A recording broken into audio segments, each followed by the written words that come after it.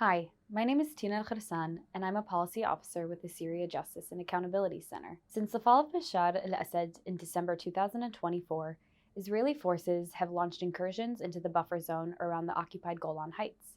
Since December, they've established 6 military bases that they claim are to launch security operations in the governorate of Quneitra. Israel claims the buffer zone was created between Israel and the Assad family. However, international agreements are made between states, not governments. Now, with Bashar al-Assad no longer in power, Israel is violating the international agreements it has with Syria by claiming more territory in the Golan Heights, specifically in the buffer zone. Syrians living in the buffer zone have been victims of regular Israeli raids, detention, and home demolitions, despite living in territory firmly under the sovereignty of the Syrian state. Israel claims its incursions into the buffer zone are being done preemptively in self-defense. However, preemptive or anticipatory self-defense is not understood to fall within the scope of the right as outlined in the UN Charter.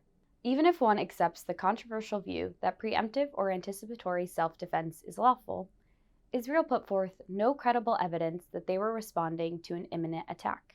Negotiations on a potential agreement between Syria and Israel appear to be ongoing. However, whether Israel withdraws from the buffer zone or not, Israel's presence and occupation of the Golan Heights continues to be unlawful, and Israel must be held accountable for the violations they have committed and continue to commit against the Syrian people. Israel's creeping annexation into Syrian territory comes at a time where Syrians are rebuilding their country and demanding accountability after decades of Assad rule. To learn more about this issue, read our article online at SyriaAccountability.org.